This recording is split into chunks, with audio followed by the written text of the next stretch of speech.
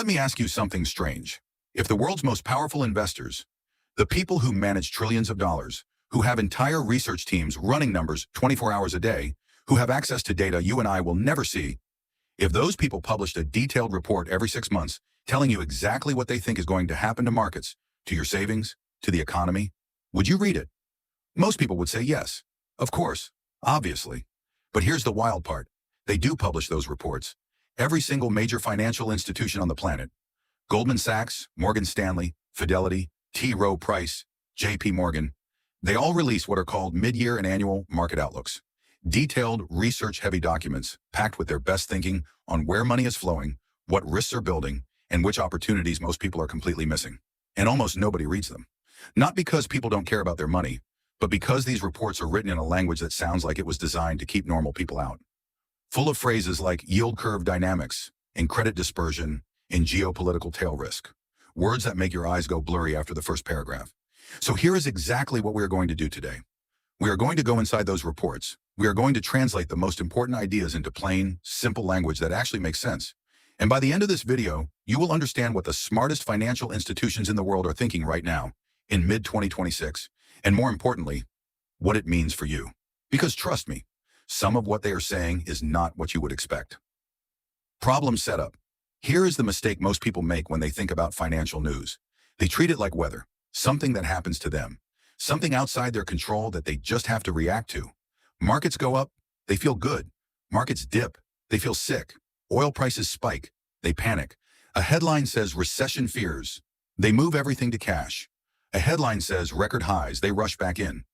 This pattern has a name in behavioral finance. It is called noise trading, and study after study shows that the average person who reacts to financial news actually earns less than someone who just sets up a simple investment plan and completely ignores the headlines.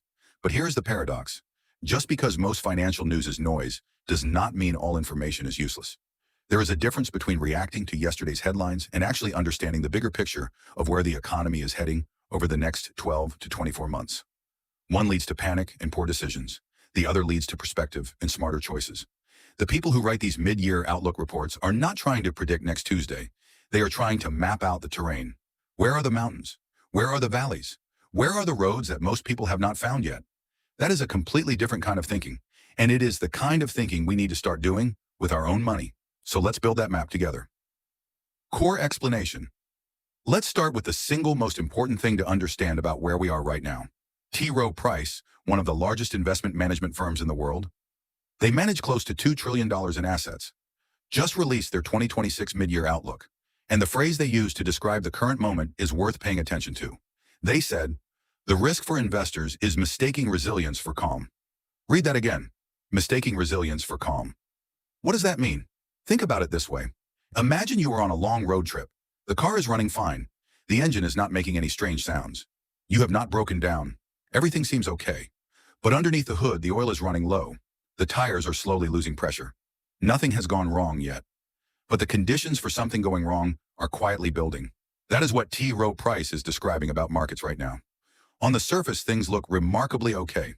The U.S. stock market has climbed more than 11% through the first half of 2026. Companies are still making profits. People still have jobs.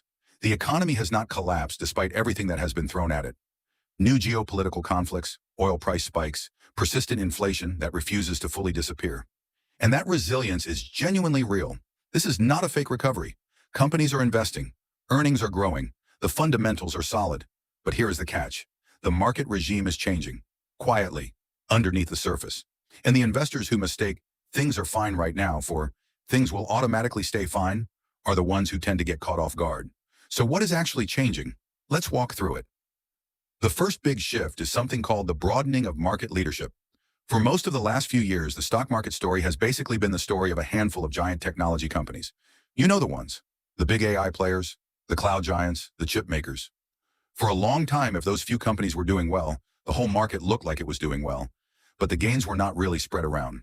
Right now, according to Rowe Price and several other institutions, that is starting to change. Leadership in stocks has begun to broaden beyond just the mega-cap technology names. More sectors, more types of companies, more parts of the economy are contributing to market gains. Why does this matter to you? Because a market where more companies are participating in the growth is generally a healthier, more stable market than one where everything depends on 5 or 6 names. It is the difference between a team where one player carries everything versus a team where everyone contributes. The second team is harder to beat. The second big shift is the AI spending story, and this one is almost impossible to overstate. Morgan Stanley's research team has been tracking how much the world's biggest technology companies are spending on artificial intelligence infrastructure. We are talking about data centers, computer chips, power systems, fiber networks, the physical stuff that AI actually runs on. A year ago, the projection was that the 5 largest U.S. technology companies combined would spend around $450 billion on this infrastructure in 2026. That number has now been revised to roughly $800 billion in a single year. And by 2027, the estimate is over $1 trillion. Now, I want you to really feel how big that number is. $1 trillion, spent in approximately 12 months, just to build the backbone that artificial intelligence needs to function. Here is a way to visualize it. Imagine you build a dollar bill tower. 1 trillion $1 bills stacked on top of each other would reach about 68,000 miles into space. That is more than a quarter of the way to the moon. That is how much money is being poured into AI infrastructure in a single year. And here is what makes this so significant for investors. That money does not just disappear into a cloud. It flows through the economy. The companies building the data centers need steel, concrete, and land. They need enormous amounts of electricity, which means power companies and energy infrastructure. They need chips, which means semiconductor manufacturers. They need to borrow money to fund the construction, which means banks and financial institutions. They need software, security, and maintenance, which creates jobs and contracts across dozens of industries. This is what economists call a multiplier effect. One big wave of spending creates dozens of smaller waves rippling out across the entire economy. Fidelity calls technology the ground zero for earnings growth right now. It posted the fastest earnings growth of any sector in the S&P 500 in the first quarter of 2026, alongside the strongest revenue growth. But here is the third shift, and this one is the one almost nobody is talking about at the dinner table. While the stock market has been doing well, something quieter and more complicated is happening in what experts call the credit market, which is basically just a fancy way of saying the world of lending and borrowing. Here is the simple version.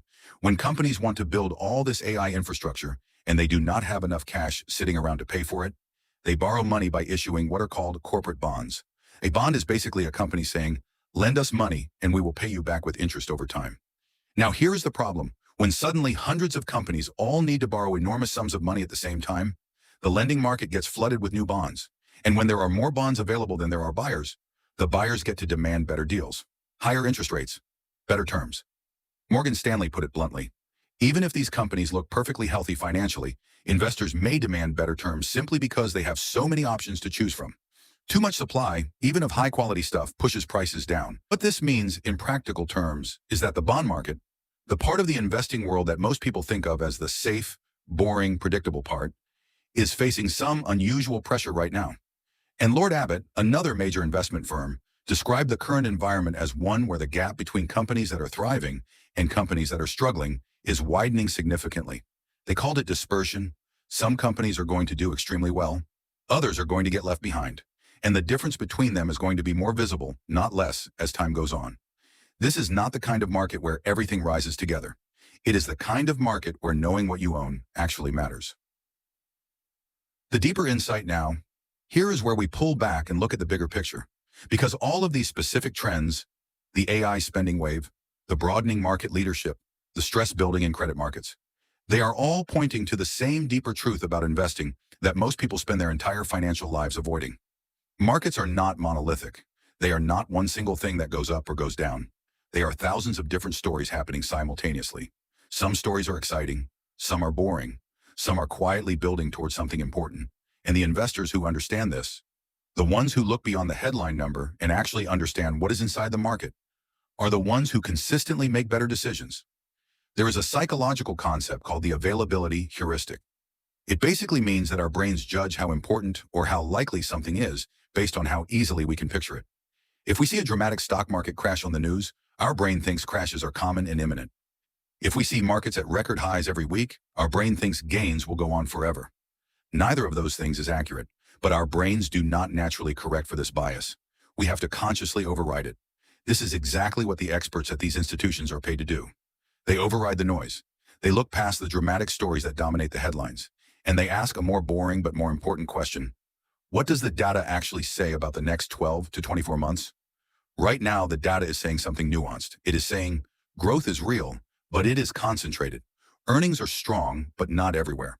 The opportunities exist, but they require more careful thinking than they did when everything was rising together.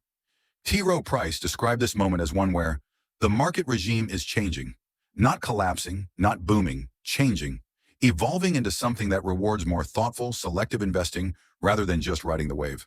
Goldman Sachs is forecasting sturdy global growth. Morgan Stanley is pointing to real opportunity in U.S. equities. Fidelity is flagging specific sectors like healthcare, which has been deeply out of favor for years and may be setting up for a comeback, as quietly interesting. Multiple firms are pointing to international markets as places where valuations are more attractive than they have been in a long time. But almost every single one of these institutions is including a version of the same warning. Be selective. Not everything will do well. The era of just closing your eyes and buying anything and watching it go up is not the world we are in right now. Practical takeaway. So what do you actually do with all of this information? Let's make it concrete. The first thing to understand is that staying invested still makes sense. Not one of the major financial institutions we looked at is recommending people move to cash and wait on the sidelines. Not one. The overall direction, supported by real earnings growth, real AI spending, a real economy that keeps defying the pessimists, still favors being in the market over being out of it. But being in the market does not mean being passive and careless. This is the moment where what you own starts to matter more than simply whether you own something. The experts are pointing to a few areas worth paying attention to. Technology and AI infrastructure are still at the center of the growth story, but the opportunity may increasingly be in the companies that supply and support AI. Power, industrials, infrastructure, rather than just the big technology names themselves. Healthcare is being quietly flagged as a sector that has been beaten down and ignored for long enough that the risk-reward may be shifting in its favor. And international markets, especially as the US dollar faces some pressure, are starting to attract attention from institutions that have been very US-focused for years. The second practical thing to understand is about your cash. If you have been sitting on the sidelines in a high-interest savings account or a money market fund feeling pretty comfortable, pay attention to this. iShares, the world's largest ETF provider, is specifically warning that those elevated interest rates on cash and cash-like investments are likely to fade as central banks continue cutting rates. The window where doing nothing with your money actually earns you something decent is closing. The third thing, and maybe the most important, is to start thinking about the difference between concentration and diversification in a new way. For most of the last few years, owning a simple index fund that tracked the whole US stock market basically meant owning a few giant technology companies with a lot of smaller stuff attached. That worked brilliantly for a long time. But as the market broadens, as leadership spreads to more sectors and more types of companies, the case for intentionally exposing yourself to a wider range of things, other sectors, other geographies, other asset types, becomes stronger. Not because something bad is about to happen, but because the more mature and selective an environment becomes, the more valuable real diversification turns out to be. Ending. Here is the thought I want to leave you with. There is a famous story about a young student who asked one of the greatest investors of all time, Warren Buffett, what the single most important thing he ever learned about money was. And Buffett said something that surprised everyone in the room. He said the most important thing was learning that the market is designed to transfer money from the impatient to the patient. That idea has never been more relevant than it is right now. The world's best financial institutions are not panicking. They are not telling people to hide under the bed. They are not screaming that everything is going to collapse. But they are also not telling people to be reckless or lazy or to assume the next few years will look exactly like the last few years. They are saying the terrain is shifting. Pay attention. Be thoughtful. Stay invested, but stay selective. What is fascinating is that this message, be patient, be selective, understand what you own, do not let your emotions make your financial decisions, has been the message of every serious investor in every serious era of financial history. The names change, the technologies change, the specific opportunities change, but the underlying principle never does. The market does not reward the loudest, the most reactive, or the most anxious. It rewards the most informed, the most patient, and the most disciplined. The experts have spoken. The question is whether you are ready to listen, not with panic and not with blind optimism, but with the clear, calm, long-term thinking that actually builds wealth. Because in 10 years, the people who did that in moments exactly like this one are the people who look back and wonder why it seemed so hard at the time.